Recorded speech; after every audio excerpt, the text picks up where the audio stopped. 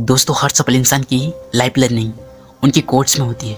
उन्होंने लाइफ में क्या किया, क्या नहीं किया, क्या गलतियाँ की, उन सारी चीज़ों का एक्सपीरियंसेस, लाइफ लर्निंग्स, सब कुछ उनके कोट्स में होती है। अगर हम उनकी कोट्स को अच्छे से समझ गए तो हम अपनी पूरी लाइफ बदल सकते हैं। तो आज सफल लोगों की कुछ कोट्स को जानेंगे, उनकी लाइफ लर्निंग को जानेंगे। तो चलो जानते हैं। दोस्तों, रिलायंस इंडस्ट्री के को फाउंडर धीरूभाई अंबानी कहते थे, बड़ा सोचो, दूर की सोचो और जल्दी सोचो, क्योंकि विचारों पर किसी एक का अधिकार नहीं है। दोस्तों, क्या कमाल की लाइन है ना, क्या बात कही है। अगर हमें अपनी लाइफ में कुछ बड़ा करनी है, कुछ बेहतरीन करनी है, तो बड़ी सोचनी होगी, दूर की सोचनी होगी। चाहे अभी लाइफ कैसे भी चल रही हो, लेकिन आने वाला टाइम बेहतरीन होगा, ऐसा दूर की सोचनी होगी। और जितना जल्दी हो सके उतना ही जल्दी सोचनी होगी, क्योंकि जो तुम सोच रहे हो, तुम्हारा कुछ आइडियाज़ है, वही आइडिया, वही सोच कोई दूसरा भी सोच रहा है। ऐसा नहीं कि तुम कुछ बड़ा करना चाहते हो और कोई दूसरा नहीं चाहता, ऐसा नहीं है। हर कोई चाहता है कुछ बड़ा करना, कुछ बेहतर करना। अगर तुम चाहो अपने दोस्तों से पूछ सकते हो, यार लाइफ में आगे क्या सोचा है, तो कितने लोगों का आंसर एक जैसा होगा।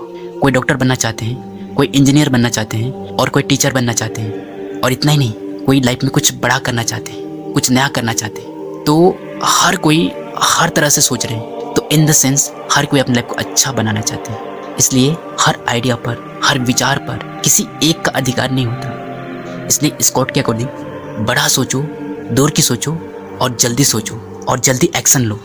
अब एप्पल के को फाउंडर स्टीव जॉब्स की बात करूँ तो स्टीव जॉब्स कहते थे, डिज़ाइन केवल यह नहीं है कि चीज़ें कैसे दिखती है या कैसे लगती है, डिज़ाइन केवल यह है कि चीज़ें काम करती है।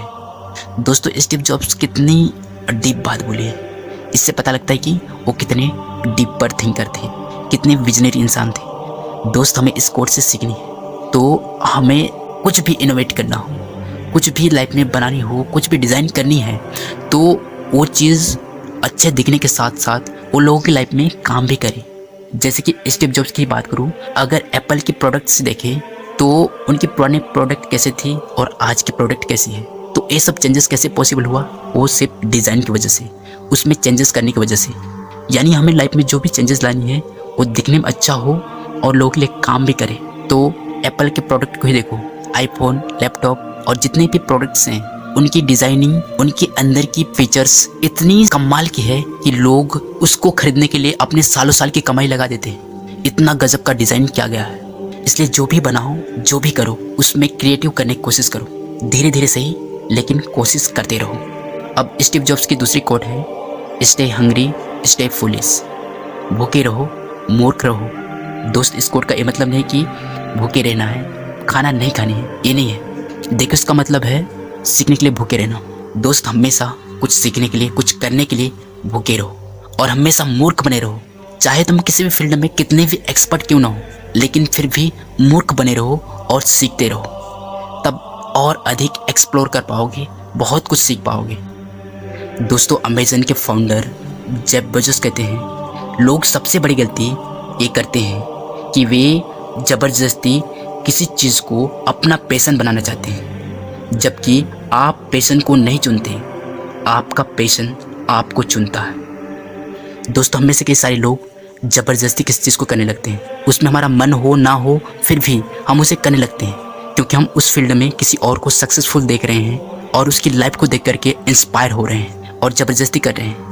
दोस्त, ऐसा करके अचीव कर भी लिए तो हम खुश नहीं रह पाएंगे, हम उस सक्सेस को एंजॉय नहीं कर पाएंगे, क्योंकि हमारा उसमें मन नहीं है। हमें तो सक्सेस अच्छी लगी, लेकिन उस सक्सेस को मेंटेन कर पाना, उसको जी पाना हमारे लिए आसान नहीं होगा। इसलिए अपने पैशन को अपना काम चुनने दो। अब कैसे पता लगेगा कि मेरा पैशन क्या है? अब इसके लिए जो करने का मन करता है उसे कर डालो, क्योंकि हाथ पे हाथ धरे बैठे रहने से कुछ होने वाला नहीं। इसलिए जो कुछ करने का मन हो रहा है, जो कुछ दिल से करना चाह रहे हो, उसे कर डालो। और जब बोरियत हो, क्या उसके बाद भी उसे करने का मन करता है? अगर करता है तो उसे कर डालो और उसके बाद तुम्हें अपना पैशन पता लगने लग जाएगा। सिर्फ तुम आगे करते जाओ। तो अब बात करूं अमेरिकन टॉक शो होस्ट ओप्रा विनफ्रे की। ओप्रा विनफ्रे कहती हैं, मैं खुद को एक गरीब वंचित लड़की नहीं मानती जो अच्छा कर रही है। मैं खुद को एक ऐसे व्यक्ति के रूप में सोचती हूँ जो कम उम्र से ही जानता था कि मैं खुद के लिए जिम्मेदार हूँ और मुझे अच्छा करना है। दोस्तों, लाइफ में किसी भी कंडीशन से गुजर रहे हो, किसी भी हालात से गुजर रहे हो, लेकिन खुद को कमज़ोर मत समझना, खुद को गरीब वंचित मत समझना, बल्कि तुम अपनी लाइफ की जिम्मेदारी लो, रिस्पॉन्सिबिलिटी लो और लाइफ में कुछ बेहतर करने की सोचो।